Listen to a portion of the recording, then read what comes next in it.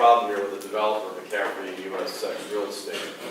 Because they have these big plans drawn, but we have nothing in place to ensure our protection, nothing to ensure our participation, nothing to ensure that the generations, our family generations, who help make USX a prosperous, profitable company, there's nothing in place to ensure that we're going to benefit from that as well. That's supposed to be negotiated on the front end, not on the back end. Thank you. Yes, I do support a community benefits agreement. I think it's important for the community to be in constant contact with these developers in our neighborhoods.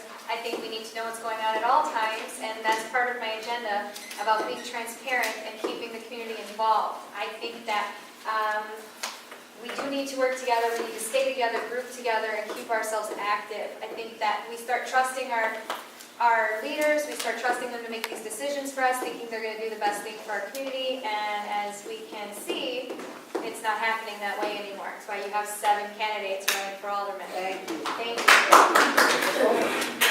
I believe that any time that people are going to come together to demand from corporations and wealthy developers that they get acknowledged, I support that 100%. Anytime that people come together to demand that the politicians and the wealthy developers are going to do right by us is extremely important.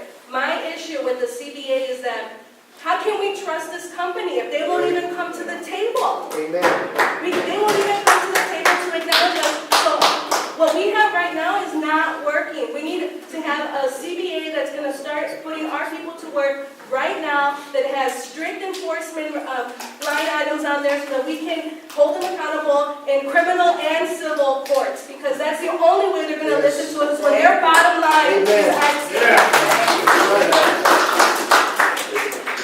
As I stated in the last answer, I do support, lakeside development. I do want it to come, but I think the McCaffrey region, they need to be responsible to the residents that are currently there that live in strong and push area.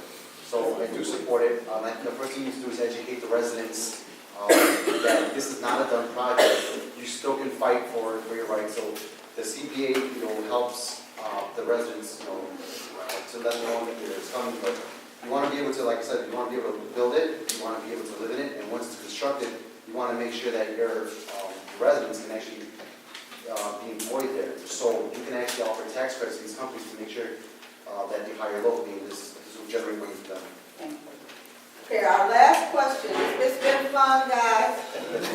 And maybe a few of you may have submitted questions that I couldn't get to, but we have one last question. And I think this question is kind of unique, so I'm going to give you 1 second to think about it. 1 second. The question is, if you don't win in this election, what will you continue to do to help the community?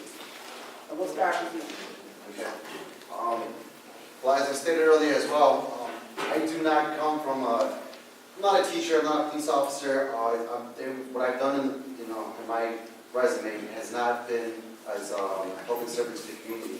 That's not what my background is. Like I said, my background is finance and accounting. So everything that I've done up to this point has all been on a volunteer basis. It's not because I'm receiving a paycheck.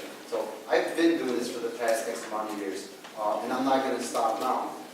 I got criticized on social media a while back because I held a coat drive, and I did it outside of the neighborhood. I've done this event for the past 5 years, and it's a coat drive, and I've always donated all the coats to the 10th ward. But because I held it outside of the 10th ward, I was criticized for it. So what I'm trying to tell you is this is things that have already been done, and I will continue to do it. I'm not going to stop just because I decided to run for office. Thank you.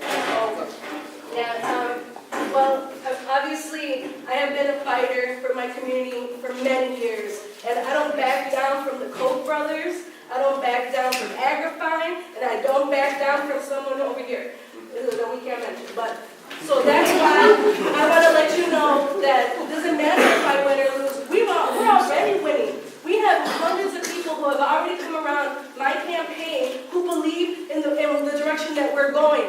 And we may be going at a slow pace, but we are going in the right direction, which is a lot better than going in the wrong direction at an accelerated rate. So that's why I am in this fight, because I believe that our families are resilient, we stand up for ourselves, and I'm going to continue organizing my community, because I will never back down.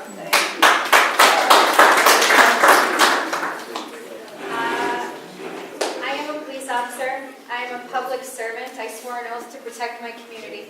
I have always given back to my neighborhood and to my community and to this ward.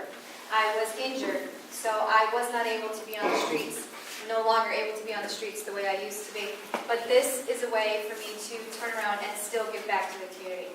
So if I am not the winner, I still will work with whomever I need to help still develop and get these things organized for our community. Thank you.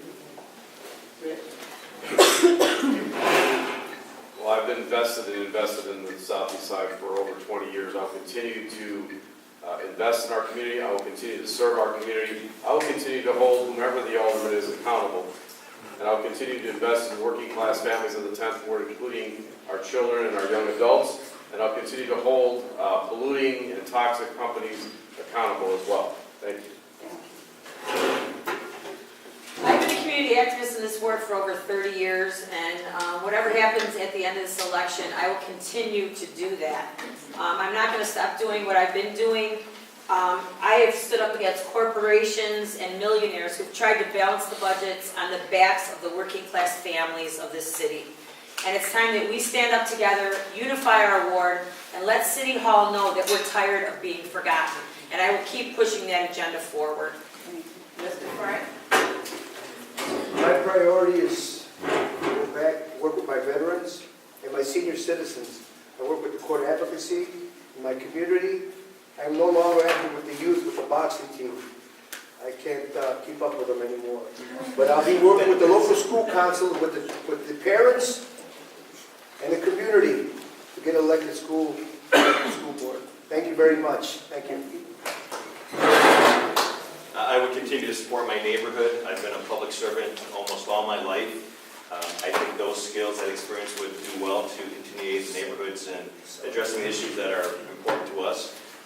Redevelopment, crime, housing, and jobs. I think I can be an asset to any organization, and I would like to continue to give back to my neighborhood. More than a job, it's a commitment. Thank you.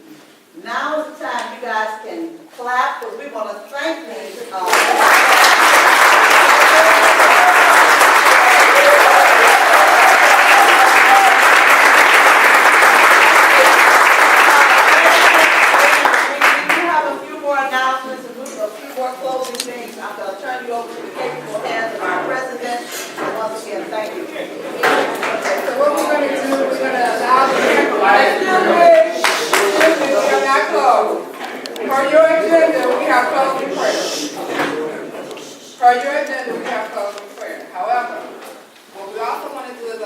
Even though the last question does speak to what you would do if you were not elected, we do want to hear the close of your goal, and you will have a minute and a half to do that. So I'll give you a couple of minutes to think about what you want to say. The other thing is that you can tweet your experience. We are on Twitter at @TMCA_neighbors. Tweet your experience today, what you heard, how you felt. We want to get this form out. What to help you understand, for those of you who do not live in this neighborhood, we are a split ward. So down 95th and Noble Street, through 96th and Oakland Street to 99th. One side is 10, one side is 7. This organization has been very fervent in making sure that the two aldermen plus one other work together for this community. That is our goal. And so whoever does take place within that office, should it be Alderman Pope's attorney or someone else stepping up to the plate, we expect a partnership that we have so built in 4 years with all three aldermen. So understand what our goals are. You have not heard specific questions only for Jefferson Manor, but for the 10th Ward, but understand that we are a community that is vibrant, and we want to make sure that everyone gets a clear picture